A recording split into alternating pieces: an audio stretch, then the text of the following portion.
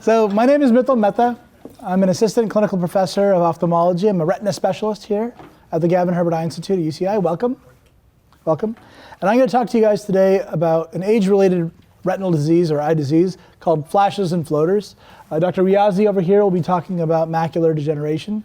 We ask that you hold your questions to the end of each section, and we'll go into that, and then together we can go over additional questions if you have them. So let's get over basic anatomy. This is what the eye looks like to you guys when you guys look at someone's eye. You see the eyelashes up here and down here. You see the sclera, which is the white part of the eye. It's covered in a wrapping called the conjunctiva. There's a clear dome over the front of the eye called the cornea. You can see the reflection of it right there from the camera. You see this blue iris, and you see the black hole, which is the pupil. I won't be talking about any of that because I don't deal with any of that stuff. I talk about the back of the eye. So if you look at the eye like this eyeball is looking this way, this is the cornea here, this is the iris, this is the lens that becomes a cataract as you age, and other people will be talking about that as well. I cause those more than I fix those because I do surgery back here. This space, this big white space, is called the vitreous. So I'm a vitreoretinal surgeon. And the reason we do vitreoretinal surgery is the retina is this lining in the back wall of the eye. And this goes in a big nerve that goes into the brain. So technically the retina is part of the brain. So I'm the most specialized type of brain surgeon you can find. The center of the retina is this little divot right here. It's called the fovea, which is in a central area called the macula. Macular degeneration affects that area.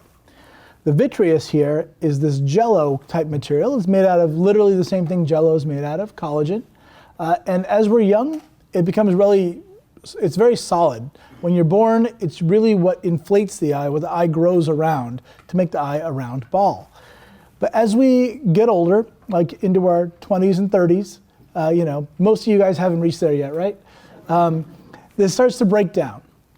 And as it breaks down, the things that are inside this collagen matrix, they start to move.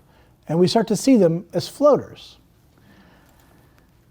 This is what the retina looks like when I look at the back of the eye. This whole area here is called the macula. The center here is called the fovea. The circle is around the optic nerve. These red things are blood vessels. The thick ones are veins. The thin ones are arterioles. And that's what supplies the blood flow to the retina, which is this reddish looking thing here that's kind of lining everything like wallpaper. One thing we do when you come to see basically any retina specialist nowadays is you do an OCT scan. This is a scan that uses a laser much like an ultrasound uses sound waves. And with this laser, this OCT scan, you can look at the retina in cross-section. You see this green line here? That's the retina being scanned in this direction. And this picture here is if you take my fingers and turn them sideways, that's what we're looking at. We're looking at across the depth, because the retina is actually transparent to the eye, and you see reflections of the different layers of the retina with the scan. So it's like you're doing a pathologic specimen in a live person, which is nice because you can get these scans on every patient. It's relatively quick, painless, and it's got no known side effects. So I've personally had my scans done hundreds of times to show my residents and my fellows and my trainees how it works, and there's no downside to that really. It's just a very bright light, that's all. So you see this little dip here. Again, this is the fovea. This is a normal looking OCT scan. So if I take a picture of the retina in this way, and I see a very wide angle view, you see something a little bit different here. You see this little circle right here where the square is. This is what many of you have probably noticed kind of floating around your eye. Sometimes it's a circle, sometimes it's a squiggly line, sometimes it's a weird shape, it twists and turns, and it kind of floats around. You might notice it more if you're looking at a white wall or a bright sunny sky or a blue sky. This is a floater. We call this a PVD, or a posterior vitreous detachment. This is when the back wall of the eye has the vitreous separate from it. The reason you see a circle here is this is the area where the vitreous was attached to the optic nerve. So it was not transparent. It actually has some thickness to it. And so when it separates from that, you see that ring from where it was attached. You see it floating around. That ring is called a Weiss ring. Before the vitreous separates, you get and see kind of zoomed up view of the Weiss ring here, this big floater. This is a normal thing. This happens to everybody at some point in their life. So if this happens to you, you see one big floater, don't worry about it. You're normal, okay? Before this happens, you get something called vitreomacular adhesion, because when you're young, your vitreous is still attached to your macula, as well as the optic nerve. So you see the layer of the vitreous here, attached to the fovea, as well as attached to the optic nerve right here. This is where the nerve goes into the brain. And you can see the vitreous attached here. If the vitreous starts to pull on the retina, this can cause vitreomacular traction. That last eye, this one here, is 20/20. This patient here is 20/50 because the vitreous is pulled so hard it's actually separated the layers of the retina and is pulling on the fovea. This is something we can fix surgically in the office, or sometimes we just wait and it releases on its own, depending on kind of what it looks like and how symptomatic it is. This patient I did surgery on because they were 20/50, and when I removed all the vitreous and relieved this traction, they went back to 20/20 vision. So you can see the vitreous pulling on the fovea here. If the vitreous pulls too hard, it can rip a hole in the retina. So this patient has a retinal detachment. You can see a tear in the retina over here, this big rip. And as a result, this vitreous jelly, which is now broken down, has become relatively liquidy, is going through this large hole and peeling the wallpaper off the back of the wall. Before this happened, that's the time when you want to see me, okay? Before this happens. Obviously, after this happens, I'll fix this as well, but I'd rather fix this before it becomes a detachment. And that's when you get flashes. So flashes happen when the vitreous starts pulling on the retina, because the only thing the retina can sense is light. And so it's sensed as a flash of light. You see the flashes as the vitreous starts to separate. When it separates from the optic nerve, it can cause some problems, but most people don't notice that kind of flashing. It's very dim. But when it pulls on the retina, you may see a very bright flash. You might notice it more at nighttime, when you close your eyes, or if you're driving late at night, or you're in a dark room, because it's actually relatively dim compared to the bright world. But when you're in a dark room, it seems like a very bright flash. Oftentimes it's off to the sides because those areas pull off later than the stuff in the back. So oftentimes after you get the PVD, or the posterior vitreous detachment, the peripheral vitreous gets pulled on as it's separating from the wall of the eye. And you get these flashing lights. If you get repeated flashing lights in one area, and it rips a hole in the area, you may get a shower of floaters. Hundreds, maybe thousands of floaters floating around. Not just that one big one we saw, but a whole bunch of them that don't go away. Oftentimes it's in a cloud kind of configuration. And if you come in after that, that's before the retina detaches. I can put a laser in this area and I can spot weld it down with this laser in the office. It takes, about 10 to 15 minutes to do this procedure, but you're awake, we do it in the office the day you come in. We do it right away.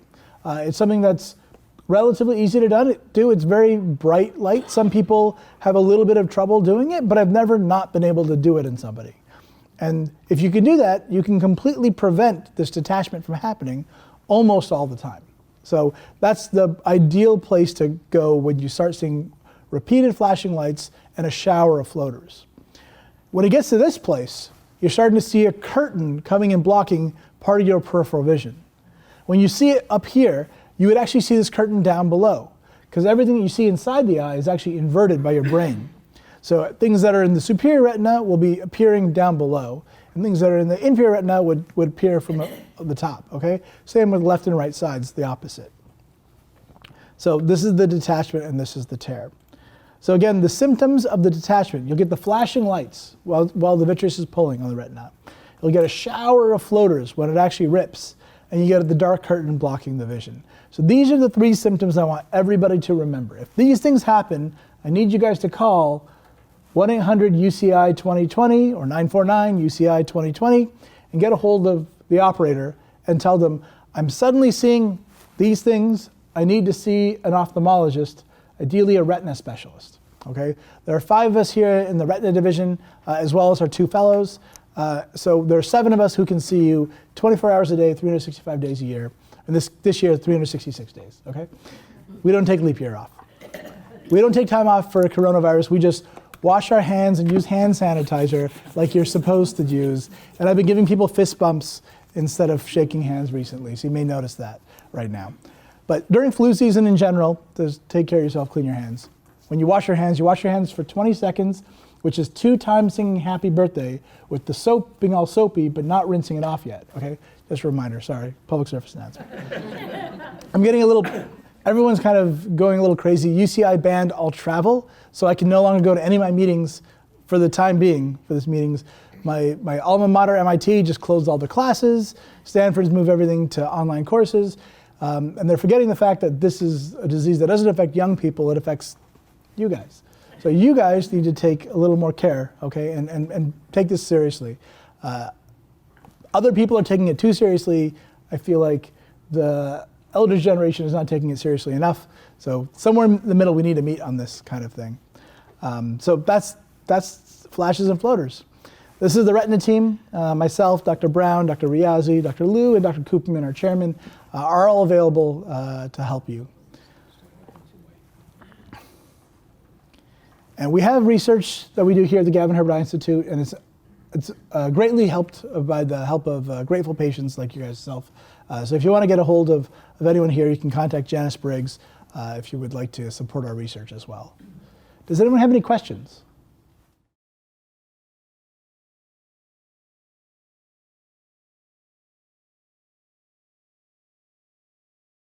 How many years ago? Because in 1940, it was. Because in 1940, the first retinal detachment surgery was done. It was early, like in the 50s. Yeah, the 50s, it was kind of tough. You pretty much had to be in Boston to get a detachment fixed, Boston and New York. But now it's much more fixable. I was in the operating room until midnight on Friday night fixing them. I do them all the time. I have some tomorrow. That's what I do.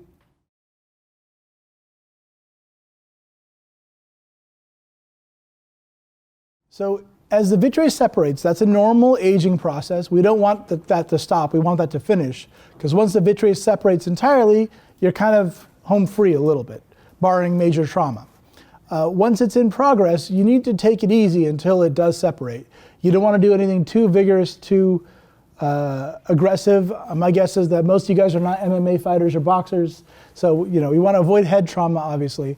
But really vigorous activity can shake it some more, and that can cause a violent ripping of the vitreous, which can cause the retina to tear.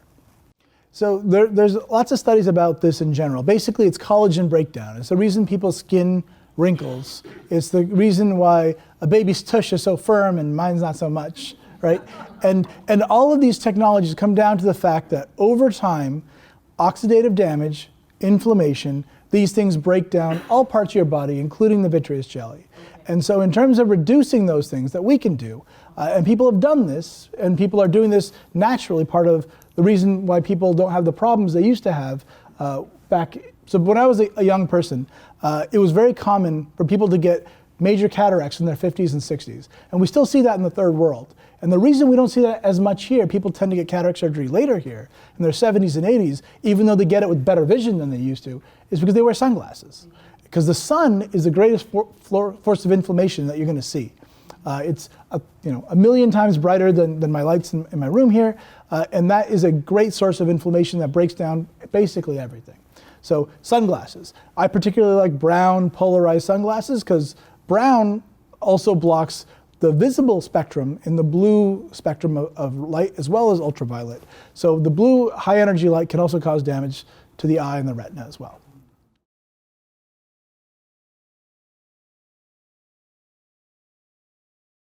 Let me show you a picture of it.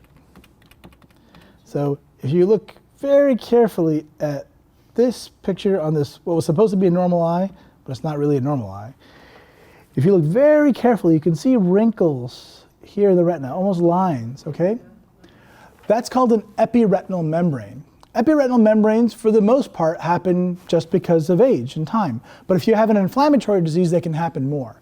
And these things are on the surface of the retina, scar tissue grows and it can contract.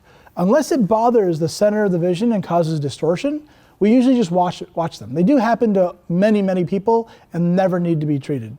But I do repair them relatively frequently. I have 2 tomorrow that on Thursday that I'm fixing because it does distort vision in some people.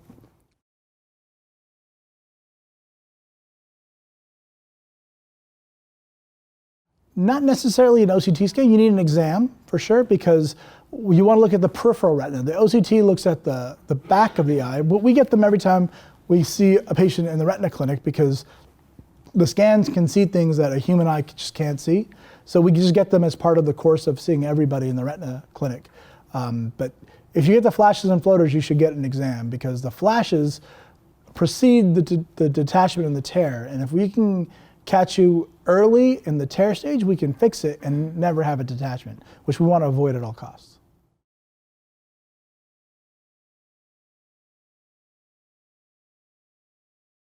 So there's different answers to that question depending on kind of what the eye looks like and what part of the retina is detached. When the macula is still on, you really want to fix that as soon as you can because you want to maintain the central vision. So while your central vision is still good, that's fundamentally the most important. So you really want to kind of rush to get that done. There's studies that say people needed to get that done within 24 to 72 hours. That's the kind of, that's kind of an emergency. You really kind of get that going. Once the macula is off, there's good data to show that anywhere between 7 to 9 days, you don't lose any more ground than otherwise. But after that, then you start to develop other possible side effects like scar tissue forming and causing tractional membranes. We call that PVR, and that can lead to major problems as well. So we do want to fix that as soon as we can. I have fixed attachments that have been there for years, and people did get some vision back. They most certainly weren't 20 anything. They were probably counting fingers, but they were able to have formed vision and see the front door, which is fundamentally important to be able to walk around and that sort of thing.